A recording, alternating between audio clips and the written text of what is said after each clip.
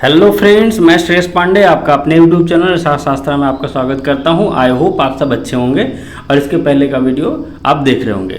आइए हम स्टार्ट करते हैं अपना नेक्स्ट टॉपिक जो है इंटीग्रेटेड ईवीएस यानी एकीकृत ईवीएस। ठीक है, आज हम नया टॉपिक स्टार्ट करते हैं अपना एकीकृत ईवीएस क्या होता है।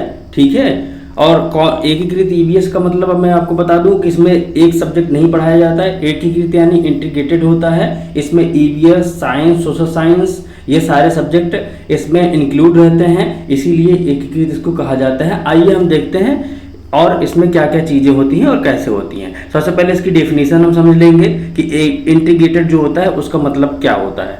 ठीक है, इसमें लिखा है कि एकीकृत ईवीएस एक ऐसी शिक्षण पद्धति है जिसमें, जैसे मैंने बताया था कि विज्ञान, सामाजिक विज्ञान और पर्यावरण शिक्षा, ठीक है, और स्वास्थ्य और नागरिक जिम्मेदारी से संबंधित विषयों को एक साथ जोड़कर पढ़ाया जाता है ताकि बच्चे को समग्र दृष्टिकोण मतलब सारे दृष्टिकोण मतलब सभी पक्ष, उसके संज्ञानात्मक पक्ष, भावनात्मक पक्ष और सामाजिक पक्ष, सभी पक्षों को एक समग्र विकास हो सके बच्चों का, और बोझ रहित शिक्षा से भी छुटकारा मिल सके कि बच्चा सिर्फ एक सब्जेक्ट को ही पढ़ते पढ़ते थक न जाए या फिर बच्चे की रटंत प्रणाली के प्रति उसका रुझान न बढ़ने लगे। क्योंकि अगर अलग सब्जेक्ट विज्ञान पढ़ाएंगे, फिर सामाजिक विज्ञान पढ़ाएंगे, फिर पर्यावरण शिक्षा पढ़ाएंगे, अगर अलग अलग शिक्षाएं उनको देंगे तो बच्चा सिर्फ सब्जेक्टों में ही बटकर रहेगा, रियल लाइफ एक्सपीरियंस नहीं कर पाएगा। ठीक है, अब हम जानते हैं कि ईवीएस में एकीकरण क्यों आवश्यक है। सबसे इंपॉर्टेंट ये आ भी चुका है सीटेट में क्वेश्चन कि ईवीएस में एकीकरण क्यों आवश्यक है। ठीक है, why integration is important in EVS, एकीकरण में ईवीएस क्यों आवश्यक है। ठीक है, अब हम सबसे पहला पॉइंट देख लेते हैं कि वास्तविक जीवन विषयों में बटा नहीं होता है। वास्तविक जीवन जो होता है विषयों में बटा होता है। ठीक है, कि मतलब जो उसका वास्तविक जीवन है, हर एक सब्जेक्ट, चाहे साइंस हो, ठीक है, चाहे ईवीएस हो, जो भी हो, उसका जीवन जो है रियल लाइफ एक्सपीरियंस से बना है, ना कि उस पे विषय का बोझ थोप दिया जाए। ठीक है, सेकंड है विषयों के बीच संबंध समझने में सहायता, मतलब एक एक विषय दूसरे विषय को सहायता प्राप्त करते हैं। जैसे आप साइंस में जो भी पढ़ रहे हैं उसको आप रियल लाइफ में एक्सपीरियंस करिए, या फिर आप मैथ पढ़ रहे हैं, जोड़ घटाना गुणा भाग पढ़ रहे हैं, आप उसको वास्तविक जीवन में, जब भी आप कहीं भी जा रहे हैं, किसी दुकान पे जा रहे हैं, किसी शॉप पे जा रहे हैं, कहीं भी अगर आप उसको अपने वास्तविक जीवन में आप उसको उतार रहे हैं तो वह होता है कि आप अपने वास्तविक जीवन से सभी विषयों का संबंध स्थापित कर पा रहे हैं। ठीक है, नेक्स्ट देखते हैं हम कि अधिगम को अधिक प्रासंगिक और समग्र बनाना, मतलब अधिगम को अधिक प्रासंगिक मतलब रिलेवेंट, सब्जेक्ट को रिलेवेंट, आप कोई भी चीज पढ़ा रहे हैं बच्चों को उसके वास्तविक जीवन से जोड़कर आप पढ़ाएं। जैसे कोई भी एग्जाम्पल आप दे रहे हैं, आप पूछिए उनसे कि आपके इन्वायरमेंट में ये चीज कैसे हैं, आप जहां रहते हैं वहां पर पेड़ पौधे कैसे हैं, या फिर फूड ले लीजिए, आप एक थीम है ईवीएस में, उसमें एक फूड आता है टॉपिक। ठीक है, आप बच्चों को उनके लंच बॉक्स निकलवाइए और बताइए आपके यहाँ कौन कौन से फूड बन रहे हैं, तो सभी बच्चे के डिफरेंट फूड मिलेंगे। ठीक है, और उनसे जुड़े होंगे, ये उनसे जुड़ी होंगी, और समग्र काफी सारे बच्चे आ रहे हैं तो सभी बच्चे डिफरेंट टाइप के फूड लाएंगे, तो बच्चों को उस टाइम एहसास होगा कि हाँ डिफरेंट इन्वायरमेंट में डिफरेंट पेरेंट होते हैं और डिफरेंट इंडिविजुअलिटी पाई जाती है, और सभी के यहाँ फूड अलग अलग होते हैं। मतलब प्रासंगिक मतलब समग्र भी हो जाएगा, एक ब्रॉड भी हो जाएगा, और दूसरी तरीके से बच्चे खुद से रिलेट कर पाएंगे कि हाँ व्यक्तिगत भिन्नताएं पाई जाती हैं और डिफरेंट कल्चर में डिफरेंट टाइप के फूड्स बनते हैं। ठीक है, नेक्स्ट है रटने के बोझ को कम करता है। बिल्कुल सही, जब आप उनके रियल लाइफ से जोड़ देंगे तो बच्चा वास्तविक जीवन से जब अनुभव करेगा, मूर्त रूप से जो चीजें देखेगा तो वह भूलेगा नहीं और रटने की प्रणाली से दूर होगा, और वो अपने ऊपर बोझ कम महसूस करेगा। जैसा कि मैंने बताया था, एनसीएफ भी कहता है कि बिल्कुल बच्चे को रटंत प्रणाली से मुक्त कराना है, उसके वास्तविक जीवन से जोड़कर पढ़ाना है। जब बच्चा वास्तविक जीवन से सीखेगा तो वह रटंत प्रणाली से बिल्कुल दूर होगा। ठीक है, नेक्स्ट देखते हैं हम, वास्तविक जीवन में ज्ञान के प्रयोग को प्रोत्साहन देना चाहिए। बिल्कुल सही, वास्तविक जीवन में ज्ञान के प्रयोग को प्रोत्साहन देना चाहिए। साइंस में आप जो भी चीज पढ़ा रहे हैं, साइंस में आप जो भी चीज पढ़ा रहे हैं, बच्चों को ऐसा एनवायरनमेंट क्रिएट करिए ताकि ये बच्चों को ऐसा एनवायरनमेंट क्रिएट करिए, लर्निंग एनवायरनमेंट आप क्रिएट करिए ताकि बच्चा जो भी चीज पढ़ा है उसका वास्तविक जीवन में उसका प्रयोग कर सके। ऐसा एनवायरनमेंट टीचरों की जिम्मेदारी होती है, बच्चा वैसा एनवायरनमेंट खुद जो है पाए और उसमें उस जो चीजें सीखी हुई हैं वह उसका यूज कर पाए ताकि वह अपना विकास कर पाए। ठीक है, अब नेक्स्ट देखते हैं इसमें कि सब्जेक्ट इंटीग्रेटेड इन ईबीएस, मतलब कौन कौन से सब्जेक्ट ईबीएस में शामिल है। मैंने आपको पहले ही बता दिया है, फिर भी हम देख लेते हैं कि कौन कौन से सब्जेक्ट ईबीएस में शामिल हैं, इसको हम देख लेते हैं। मैंने बताया था कि सबसे पहले देख लेते हैं साइंस। सबसे पहला साइंस है। साइंस में पौधे, जानवर, मानव शरीर, ठीक है, जलवायु, ऊर्जा। अब सबसे पहले पौधा देख लेते हैं कि हम पौधे के बारे में बताएंगे कि हम जिस एनवायरनमेंट में रह रहे हैं यहाँ इस टाइप के पौधे पाए जाते हैं। ठीक है, अब पौधे अलग अलग एनवायरनमेंट में किस तरीके से पाए जाते हैं। जैसे मैं राजस्थान में रहता हूँ तो आप बताओगे कि हाँ राजस्थान में किस तरीके से पौधे पाए जाते हैं। अगर मैं लेह लद्दाख में रह रहा हूँ वहाँ किस तरीके से पौधे पाए जाते हैं। अगर मैं आसाम में रह रहा हूँ वहाँ पर किस तरीके से पौधे पाए जाते हैं। श्रीनगर, कश्मीर यहाँ पर रह रहा हूँ तो किस तरीके से पौधे पाए जाते हैं। उसी तरीके से वहाँ पर जानवर भी पाए जाते हैं, उसी तरीके से मानव शरीर भी होता है। अगर गर्मी में होंगे तो वहाँ पर थोड़ा डल शरीर होगा, और अगर ठंडी जगह पर है वहाँ पर थोड़ा वाइट या फिर श्वेत शरीर होगा। ठीक है, जलवायु परिवर्तन, वहाँ पर जलवायु किस तरीके से होती है, ठंड होती है, गर्म होती है, उसके बारे में बताएंगे। वहाँ पर ऊर्जा का स्रोत क्या क्या है, इस तरीके से साइंस में ये सारी चीजें पढ़ेंगे। ठीक है, नेक्स्ट सोशल साइंस यानी सामाजिक अध्ययन देख लेंगे। परिवार कितने तरीके के परिवार होते हैं, एकल परिवार होता है, संयुक्त परिवार होता है, कौन कौन से परिवार होते हैं, परिवार के बारे में बताएंगे। जहाँ रह रहे हैं हम उसके त्योहार के बारे में बताएंगे कि इस समुदाय में, इस कल्चर में, इस एनवायरनमेंट में इस तरीके से त्यौहार मनाए जाते हैं, और डिफरेंट टाइप के एनवायरनमेंट में डिफरेंट टाइप के कल्चर होते हैं, वहाँ का समुदाय कैसा है। ठीक है, यात्रा के बारे में बताएंगे। आप यात्रा कौन कौन सी यात्रा होती है, जल, थल, वायु, कितने टाइप की यात्रा होती है, और वहाँ जिस एनवायरनमेंट में रह रहे हैं वहाँ किस तरीके के ज़्यादातर यात्राएं होती हैं। ठीक है, उनकी संस्कृति, जिस वहाँ इन्वायरमेंट में रह रहे हैं वहाँ की संस्कृति किस तरीके से है और किस तरीके से वो उसका पालन करते हैं।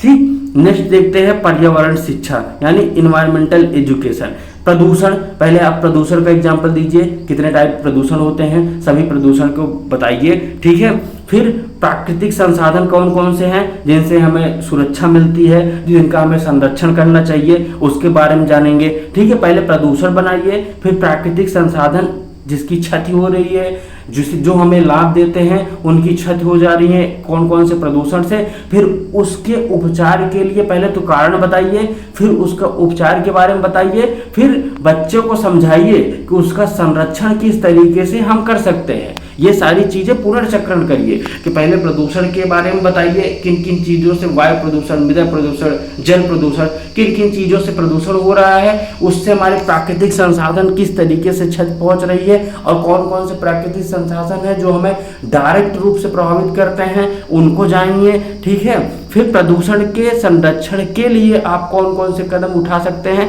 उसके बारे में बताइए। ये आएगा हमारे इन्वायरमेंटल एजुकेशन में यानी पर्यावरण शिक्षा में। नेक्स्ट देखते हैं स्वास्थ्य और स्वच्छता। स्वास्थ्य और स्वच्छता में देख लेते हैं पोषण। आप क्या खा रहे हैं, क्या पी रहे हैं, बिल्कुल आपका शरीर उसी से निर्माण, मतलब आप स्वच्छ खा रहे हैं, स्वस्थ खा रहे हैं, ठीक है, और स्वस्थ पी रहे हैं, आपका पोषण किस तरीके से हो रहा है उसी तरीके से आपके शरीर का निर्माण हो पाएगा। ठीक है, कौन कौन सी चीज़ें आपको पोषण प्रदान करेंगी, कौन कौन सी चीज़ें आपको हानि प्रदान करेंगी, इसके बारे में आप अच्छे से बच्चों को बताइए। ठीक है, साफ सफाई जहाँ आप रह रहे हो वहाँ के इन्वायरमेंट में या फिर आप अपने घर में साफ सफाई बिल्कुल रखेंगे, तभी वहाँ का इन्वायरमेंट शुद्ध होगा, वहाँ का एयर क्वालिटी सही रहेगा और आप भी स्वस्थ रहेंगे। रोगों के बारे में पहले बताइए, कौन कौन से रोग होते हैं और किस किस कारणों से होते हैं, पहले रोगों के बारे में बताइए, फिर रोगों से किस तरीके से बचाव होता है, किस तरीके से बचाव हो सकता है, आप उसके बारे में बताएंगे। लास्ट देखते हैं नागरिक शास्त्र यानी सिविक्स, जो अधिकार के बारे में बताता है कि मानवों को कौन कौन से अधिकार मिले हैं, किस किस तरीके से अधिकार मिले हैं, अगर उनके साथ कोई अगर गलत हो रहा है तो उसके लिए संविधान बना है, किस संविधान के तहत वो अपने प्रति खड़े हो सकते हैं, अपने प्रति खड़े हो सकते हैं और अपनी जिम्मेदारी खुद ले सकते हैं। ठीक है, उनके कर्तव्यों का पालन और जो नियम बने हैं और जो अस्तित्व सह अस्तित्व उनका जो है उसके बारे में बताया जाता है। कर्तव्य यानी वो समाज के प्रति, अपने घर के प्रति या फिर खुद के प्रति, जब तक बच्चा खुद के प्रति ईमानदार नहीं होगा तो वह किसी के प्रति ईमानदार नहीं हो सकता है। उसको ऐसा इन्वायरमेंट दें, ऐसी क्रिएटिविटी दें, ऐसा लर्निंग एनवायरनमेंट दें कि बच्चा खुद के प्रति ईमानदार हो। जब वो खुद के प्रति ईमानदार होगा तो अपने घर के प्रति और अपने समाज के प्रति भी ईमानदार होगा और वह विकास करेगा। नियम यानी जैसे आप रोड पर जा रहे हैं, red light, green light, yellow light है, तीनों लाइट के बारे में आप बताइए कि हाँ रेड लाइट होती है हमें बिल्कुल रुक जाना चाहिए।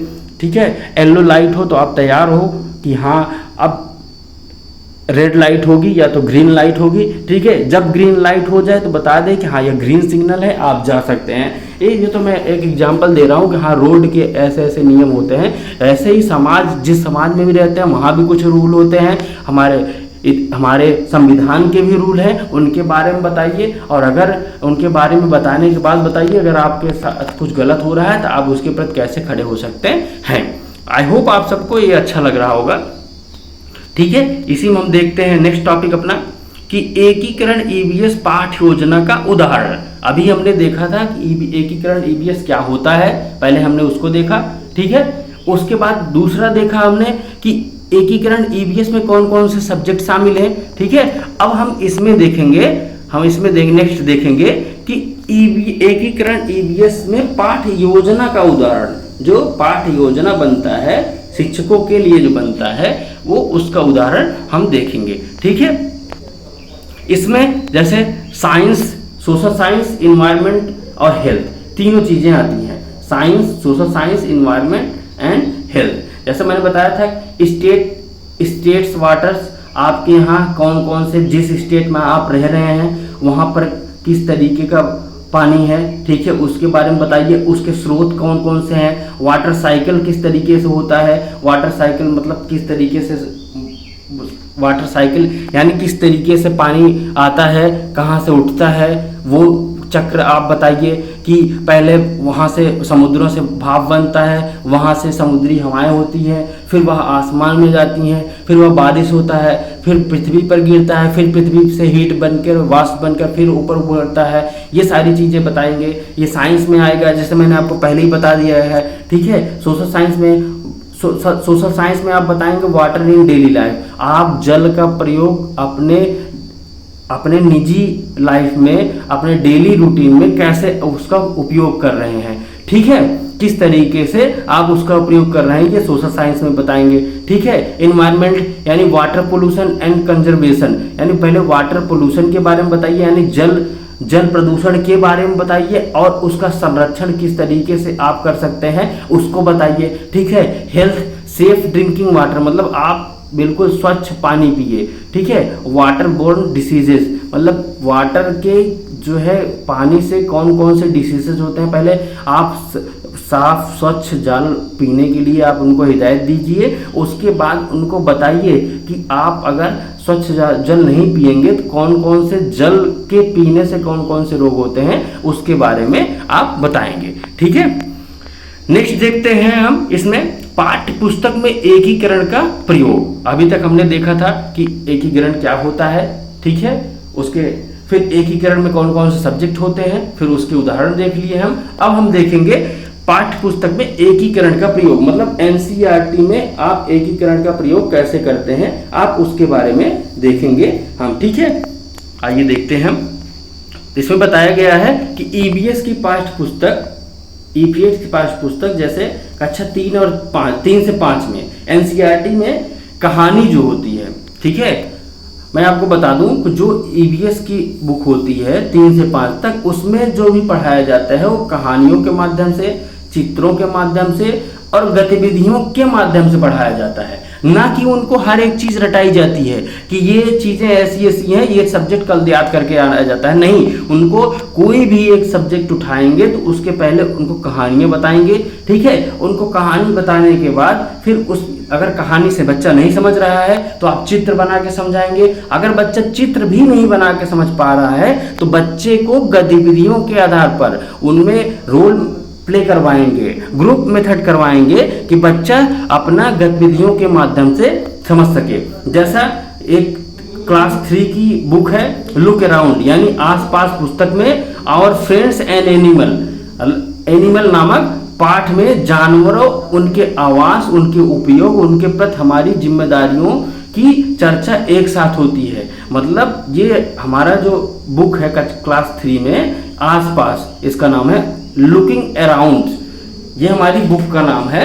उसमें एक चैप्टर है आवर फ्रेंड्स एंड एनिमल, उसमें जानवरों के बारे में, उनके आवासों के बारे में, ठीक है, उनके उपयोग बताएंगे, उनके प्रति हमारी जिम्मेदारियां क्या होती हैं। पहले जानवरों के बारे में बताएंगे, जिस इन्वायरमेंट में हम रह रहे हैं वह किस तरीके के जानवर पाए जाते हैं, पहले उसके बारे में बताएंगे, ठीक है। फिर डिफरेंट टाइप इन्वायरमेंट में डिफरेंट टाइप के जानवर पाए जाते हैं, उसके बारे में बताएंगे। फिर उनके आवास किस तरीके के होते हैं, अगर वह राजस्थान में रह रहा है, अगर गर्म प्रदेश में रह रहा है वहां पर जानवरों का आवास कैसे होता है। अगर ठंड में रह रहा है, ठंड में जैसे इग्लू बनता है, बिल्कुल यहाँ से हीट, बाहर की हीट ना अंदर आती है ना ही अंदर की हीट बाहर जाती है, बिल्कुल इसके अंदर ही रह जाती है, ठीक है। तो वही बता रहा हूँ, जिस इन्वायरमेंट में आप रह रहे हैं, जिस तरीके से रह रहे हैं, उसके पहले जानवरों के बारे में बताएंगे, फिर उनके आवासों के बारे में बताएंगे, फिर उनकी उपयोगिता क्या है और हमारी जिम्मेदारी किस तरीके से पड़ती है अपने पर्यावरण के प्रति, अपने पर्यावरण पर रहने वाले जीव जंतुओं के प्रति किस तरीके से हमारी जिम्मेदारियां क्या होती हैं, इन पर चर्चा करते हैं। आई होप आप सबको ये अच्छा लगा होगा। अब हम मिलते हैं अपने नेक्स्ट टॉपिक के साथ। और मैं आपको बता दूं कि अगर यह पीडीएफ जिससे मैं पढ़ा रहा हूं, अगर यह पीडीएफ आपको चाहिए तो आप कमेंट सेक्शन में कमेंट कर सकते हैं, मैं आपको टेलीग्राम लिंक प्रोवाइड कर दूंगा। आई होप आप सब अच्छे होंगे। मिलते हैं नेक्स्ट टॉपिक के साथ। जय हिंद।